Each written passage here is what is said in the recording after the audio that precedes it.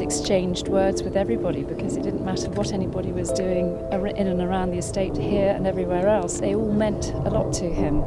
So they all have got stories to tell, and most of them are quite funny as well.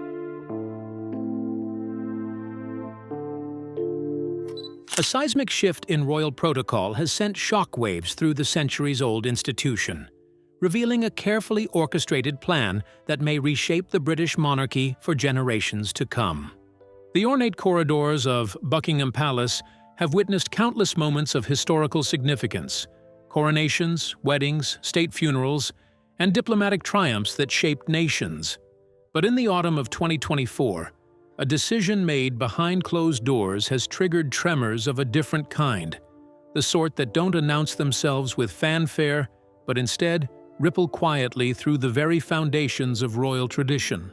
Prince William, the heir to the British throne, and a man increasingly viewed as the monarchy's architect of the future, has made a move that caught even seasoned royal observers off guard. In what appears to be a calculated recalibration of royal hierarchy, William has formally approved significant changes to the titles and public roles of Duchess Sophie's children, Lady Louise Windsor and James, Earl of Wessex. The decision represents far more than administrative housekeeping.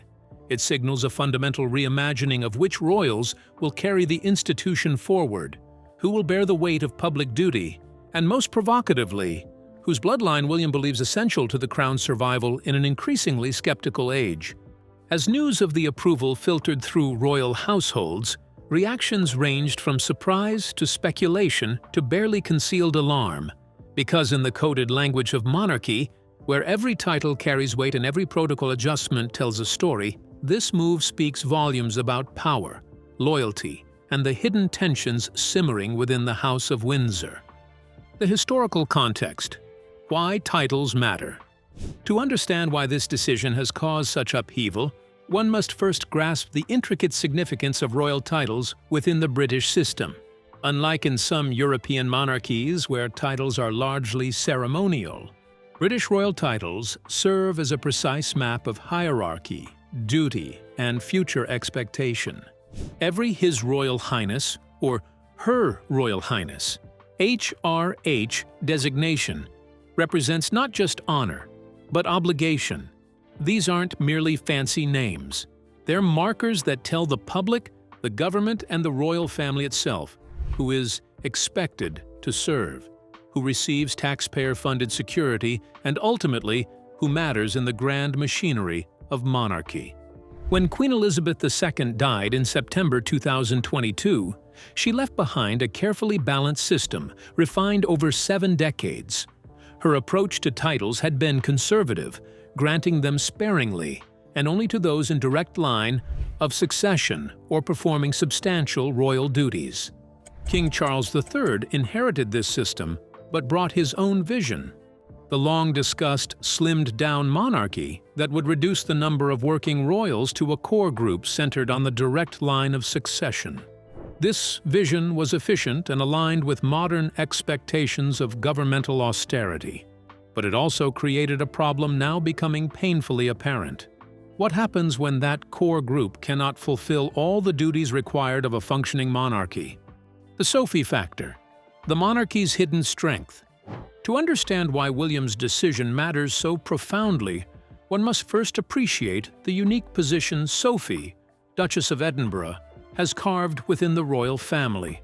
Her journey from relatively unknown public relations consultant to one of the monarchy's most valued members is a masterclass in quiet determination and authentic service.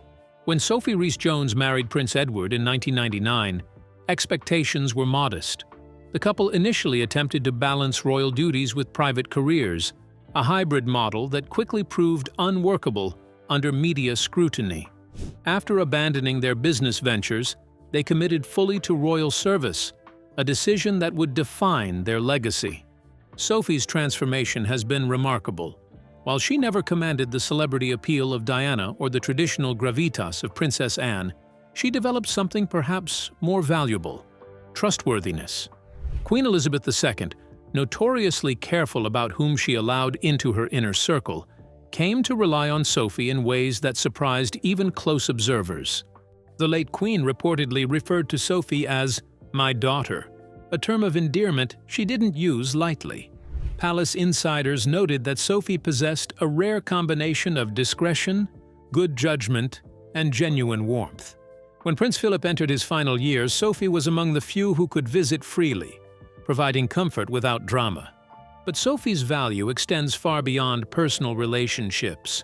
Over the past decade, she has undertaken some of the royal family's most challenging work, particularly in championing women's rights in conflict zones. Her travels to South Sudan, the Democratic Republic of Congo, Sierra Leone, and other war-torn regions have brought international attention to gender-based violence and assault as weapons of war. This isn't comfortable charity work of gala dinners and ribbon cuttings. Sophie has sat with rape survivors in refugee camps, listened to stories of unimaginable trauma, and used her platform to demand action from governments and international organizations.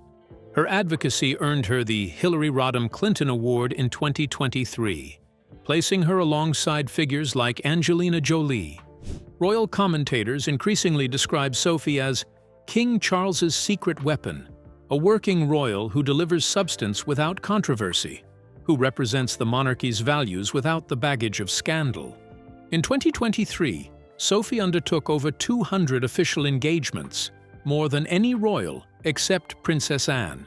She does this without complaint, without seeking headlines, and without the large staff and resources allocated to more senior royals. This context makes William's decision regarding her children all the more significant. By elevating their status and apparently preparing them for greater roles, he's making a strategic calculation about the monarchy's future. Lady Louise and James, the quiet royals. Lady Louise Windsor and James, Earl of Wessex, represent something increasingly rare in the modern royal family: normalcy, while their cousins George, Charlotte, and Louis have been raised under intense media scrutiny as future heirs. Louise and James have grown up largely outside the public eye. This wasn't accidental. When Louise was born in 2003, followed by James in 2007, Sophie and Edward made a deliberate choice that raised eyebrows. Despite being grandchildren of the monarch, which technically entitled them to HRH status and the titles of princess and prince, the couple announced their children would be styled as the offspring of an earl. Louise became Lady Louise Mountbatten-Windsor, and James became Viscount Severn, later Earl of Wessex. They attended regular schools, participated in normal childhood activities, and were largely shielded from relentless media attention. In a 2020 interview, Sophie explained, "We try to bring them up with the understanding that they are very likely to have to work for a living. Hence, we made the decision not to use HRH titles. They have them and can decide to use them from 18, but it's highly unlikely." This approach produced remarkable results. Lady Louise, now 21, has developed into a poised and capable young woman. She inherited Prince Philip's passion for carriage driving and has competed successfully. Documentary about her beloved grandfather, the Duke of Edinburgh. When we would go carriage driving, well, first of all, he'd take me on a different route every day, and I do not know how he managed to do that. Her appearances at major royal events have been marked by grace and composure that belies her limited public experience. Those who have interacted with Louise describe her as remarkably grounded, lacking the entitled air that sometimes clings to young royals. She attends St. Andrew's University, studying English literature, and by all accounts lives a relatively normal student life. James, now 17, has maintained an even lower profile. His rare public appearances show a reserved but well-mannered young man, clearly being prepared for something, though until recently it wasn't clear what. The siblings' upbringing represents a delicate experiment. Can you raise royals who are normal enough to be relatable, yet trained enough to serve if called upon? For years, this question seemed academic. Under Charles's slimmed-down monarchy vision, Louise and James appeared destined for private lives on the monarchy's periphery. William's recent decision suggests that calculation may have changed. The title changes. What actually happened? The specific nature of the title changes. William approved has been carefully guarded, with Buckingham Palace releasing only minimal official information. However, multiple sources describe a significant shift in how Louise and James are positioned within the royal hierarchy. The most substantial change involves James, who formally inherited the title Earl of Wessex following his father's elevation to Duke of Edinburgh in 2023. However, William's approval apparently came with additional privileges and responsibilities that effectively position James as a working royal-in-waiting. Sources suggest that James, upon reaching 18, will be granted access to resources and training typically reserved for senior royals, security briefings, diplomatic protocol training, and mentorship from experienced palace officials. The implication is clear. James is being groomed not merely as a titled aristocrat, but as someone who may represent the crown. For Lady Louise, the changes are more subtle, but potentially more significant. While she has reportedly decided not to assume the HRH title she's entitled to, consistent with her parents' wishes, William has apparently approved her taking on an expanded program of royal patronages and engagements. Rather than being thrust into full-time royal duties, Louise will apparently follow a hybrid model, completing her education while gradually assuming carefully selected charitable roles. This allows her to maintain normalcy while being positioned as someone the monarchy can call upon when needed. The genius of this approach is its flexibility. Louise and James aren't being forced into rigid roles that might breed resentment. Instead, they're being given options, resources, and training that prepare them for service while respecting their autonomy. The strategic calculation: why William made this move. To understand William's motivations, one must consider the precarious position in which the monarchy finds itself. Beneath surface stability, significant vulnerabilities are emerging. First, there's the numerical problem. When Queen Elizabeth died, the monarchy had approximately 15 working royals. Charles's accession, Prince Andrew's disgrace, and Harry and Meghan's departure have dramatically reduced that number. Suddenly, the burden falls on a much smaller group: Charles and Camilla, William and Catherine, Edward and Sophie, Princess Anne, and the aging Gloucesters and Kents. This isn't sustainable. In 2023, the royal family undertook approximately 2,700 official engagements. As the older generation ages and William and Charles become increasingly focused on constitutional rather than ceremonial duties, someone needs to fill the gap. William's children won't be ready for official duties for at least another decade. In the meantime, the monarchy faces a dangerous possibility, becoming so stretched that it cannot maintain its traditional presence across British life. Lady Louise and James represent a solution.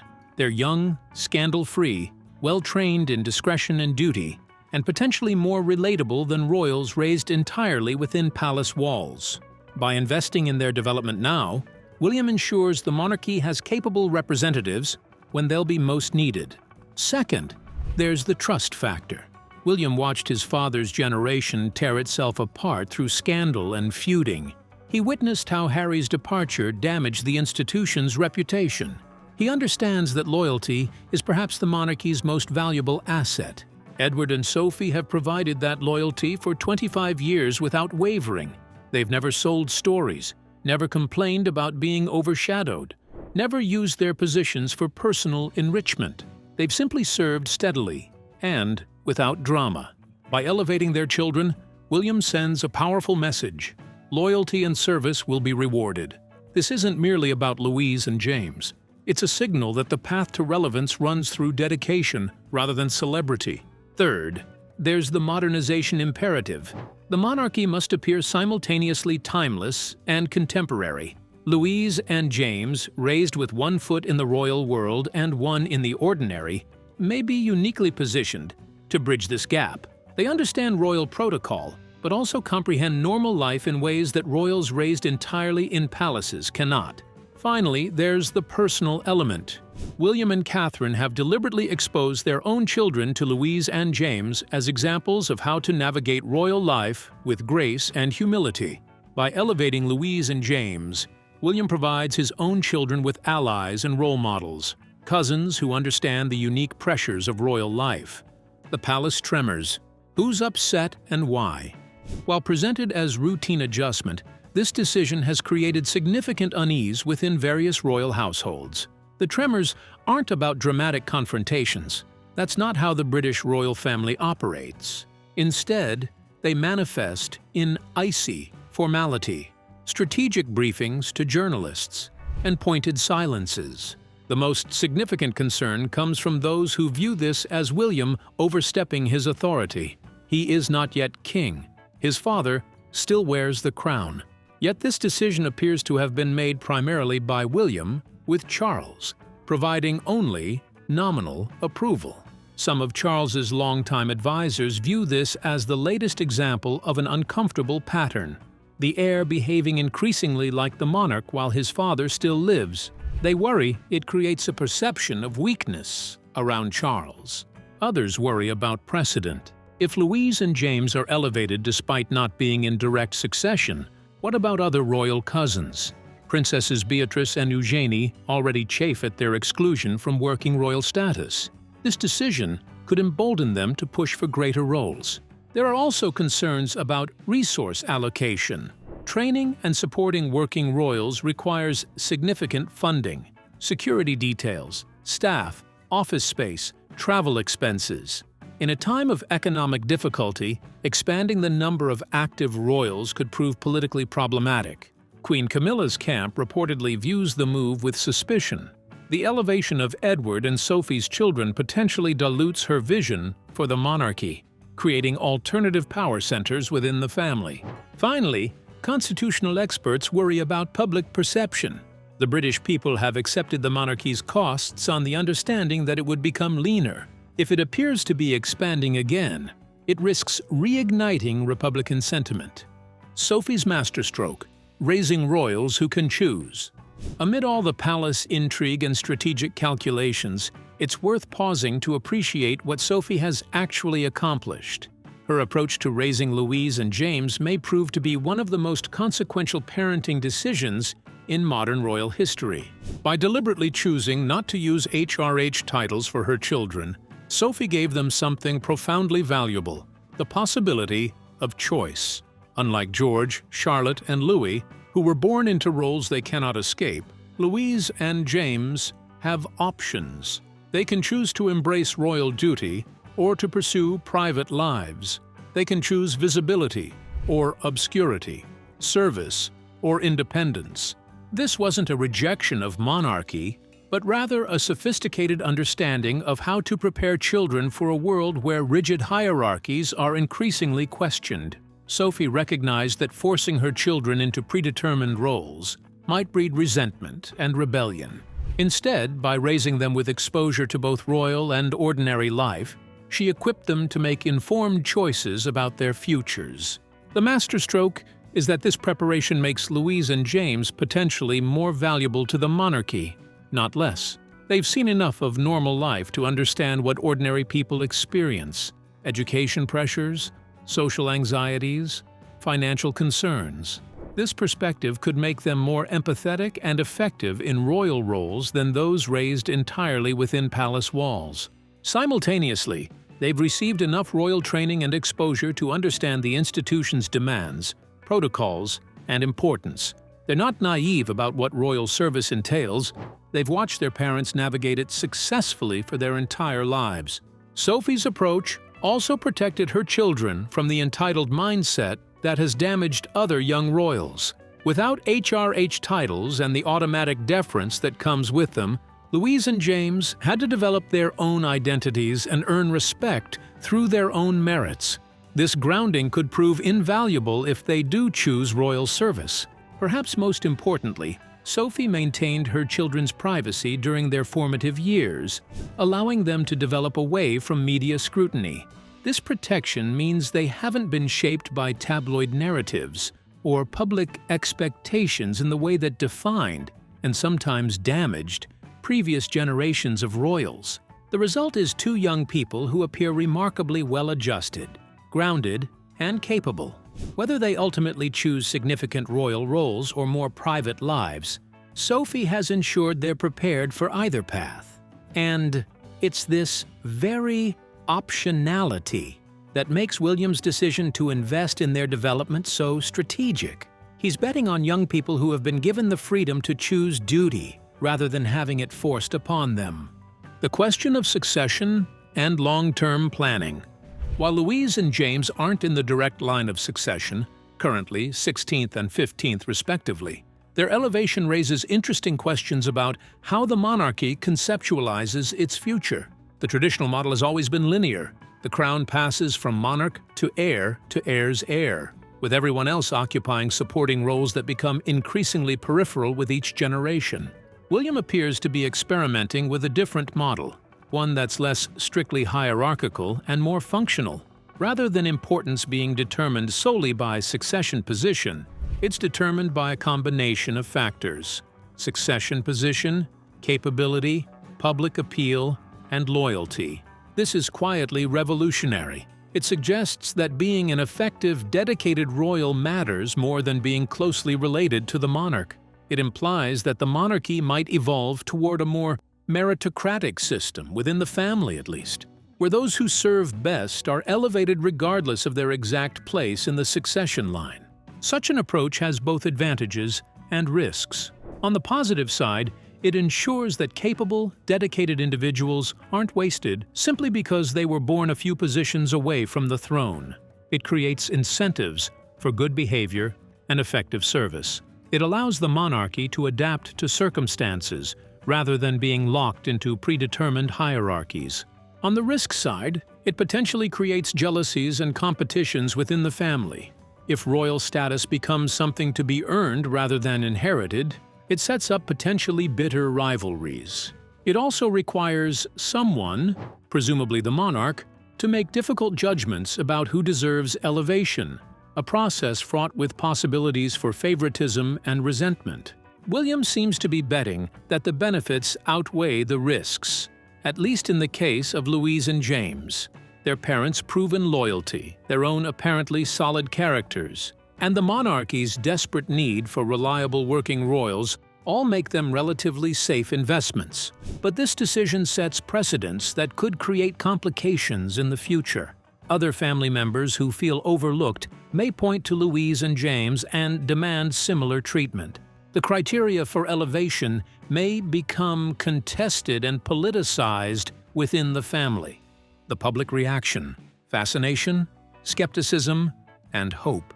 Public response to the news of title changes and elevated roles for Sophie's children has been surprisingly positive, though not without complications. Polling data suggests that Louise and James are among the most favorably viewed younger royals, benefiting from limited exposure, which prevents scandal, and their association with their widely respected parents. Many Britons appreciate the narrative of young people being given choice, rather than being locked into predetermined roles. In a society increasingly skeptical of inherited privilege, the story of Louise and James potentially choosing royal service, rather than having it forced upon them, resonates more positively than the traditional model. There's also significant public affection for Sophie herself. Her humanitarian work, particularly regarding women's rights in conflict zones, has earned genuine respect beyond the typical celebrity worship accorded to royals. The fact that her children appear well-adjusted and grounded reflects well on her parenting and makes people more inclined to support their expanded roles. However, not everyone is convinced.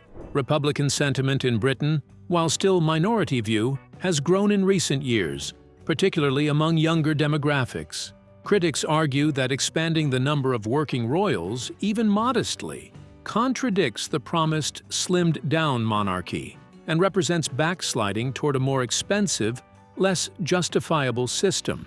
Some commentators have also questioned the timing, suggesting that Charles's apparent weakness and William's increasing assertiveness create an uncomfortable dynamic that undermines the current king's authority.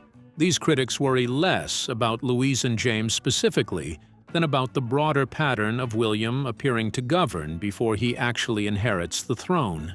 Media coverage has been extensive, with royal correspondents dissecting every aspect of the decision and its implications. Tabloids have generally celebrated the move, spinning it as evidence of royal family unity and smart planning. Broadsheet newspapers have been more analytical, exploring the strategic calculations and potential complications. Social media reaction has been mixed, but generally positive, with younger users particularly appreciative of Louise's normal university experience and both siblings' relatively scandal-free lives. The fact that they don't appear to seek publicity works in their favor, making them seem more authentic than some of their more visible cousins. Internationally, the decision has been noted primarily by royal watchers and Commonwealth observers. It reinforces perceptions of the British monarchy as an institution that, whatever its flaws, takes long-term planning seriously and isn't afraid to adapt traditions when circumstances require. William's larger vision. This decision doesn't exist in isolation. It's part of a larger pattern revealing William's emerging vision for the monarchy he will one day lead. Over recent years, William has quietly positioned himself as the monarchy's modernizer-in-chief, unlike his father, who spent decades as heir with limited institutional power. William has been methodically establishing authority, while Charles still reigns. This manifests in several ways: strategic communication through carefully managed media, cause selection designed to appeal to younger progressive demographics, protective family management ensuring his children have normal childhoods, and behind-the-scenes institutional reform pushing for streamlined, efficient operations. The decision about Louise and James fits naturally into this pattern. It demonstrates pragmatic problem-solving, rewards loyalty, modernizes while respecting tradition, and shows long-term planning. William appears to envision a monarchy that is smaller than in Elizabeth II's era, but more strategically deployed. Less concerned with elaborate hierarchies but more focused on demonstrating value to a skeptical public, and willing to adapt traditions when they no longer serve practical purposes. It's a delicate balancing act. Push too hard for modernization, and you risk alienating traditionalists. Move too slowly, and you fail to win over younger generations, whose indifference could doom the institution. Conclusion: a monarchy in transition. The tremors at Buckingham Palace caused by William's approval of title changes for Duchess Sophie's children aren't really about the titles themselves. They're about power, authority, and the fundamental question of who decides the monarchy's future. In elevating Lady Louise and James, Earl of Wessex, to positions of greater prominence and responsibility, William has made a statement that resonates far beyond two young people. He's declared that the monarchy he will lead will be shaped by strategic necessity rather than rigid tradition, by merit and loyalty rather than birth order alone, and by his judgment rather than inherited assumptions. This is quietly revolutionary for an institution that has survived for over 1,000 years precisely because it changes slowly, carefully, and almost invisibly. William is accelerating that process, asserting authority he technically doesn't yet possess, and forcing the entire royal ecosystem to adapt to his vision while his father still wears the crown. The decision is brilliant in its way, providing practical solutions to real problems while simultaneously positioning William as a forward-thinking leader who can navigate the monarchy through uncertain times. It honors service, invests in tested loyalty, and creates options for a future that remains unpredictable. But it also carries risks. It challenges Charles' authority at a moment when illness and age already make him appear weakened. It creates precedents that could generate future complications. It raises expectations that may prove difficult to fulfill. And it ensures that when William eventually becomes king, he'll inherit not just a crown, but also the consequences, good and bad, of decisions he made while still heir. For Lady Louise and James, the implications are profound, but still unfolding. They stand at a crossroads with paths leading in multiple directions. They can embrace the expanded roles apparently being prepared for them, stepping into working royal positions that would give their lives public purpose and historical significance. Or they can decline, choosing instead the private lives their parents worked so hard to make possible. That choice, genuine, meaningful choice, may be the greatest gift Sophie has given her children, and William's willingness to invest in them while respecting their autonomy may be the clearest sign of the kind of monarch he intends to become. The palace tremors will eventually settle. Protocols will be established, roles will be clarified, and what seems dramatic today will become accepted precedent tomorrow. That's how monarchy works, absorbing change so gradually that each generation can barely perceive it. Yet looking back across decades, the transformation is undeniable. But for now, in this moment of transition and uncertainty, one thing is clear. The British monarchy is being reshaped, not by the king who wears the crown, but by the prince who waits to inherit it. And that reshaping, whether brilliant strategy or dangerous overreach, will define the institution for generations to come. The crown may rest on Charles's head, but the future belongs to William. And in that future, it appears, there's room for royals who are given the freedom to choose duty, rather than having it forced upon them, who understand both privilege and normalcy, both service and independence. Whether this vision succeeds in preserving the monarchy for another generation or hastens its decline into irrelevance remains to be seen. But one thing is certain, Buckingham Palace will never quite be the same. The tremors have been felt, the changes set in motion, and the future, uncertain but fascinating, is already taking shape. If you enjoyed this video, make sure to share your thoughts with us in the comments. And don't fail to like and subscribe for more royal news updates like this.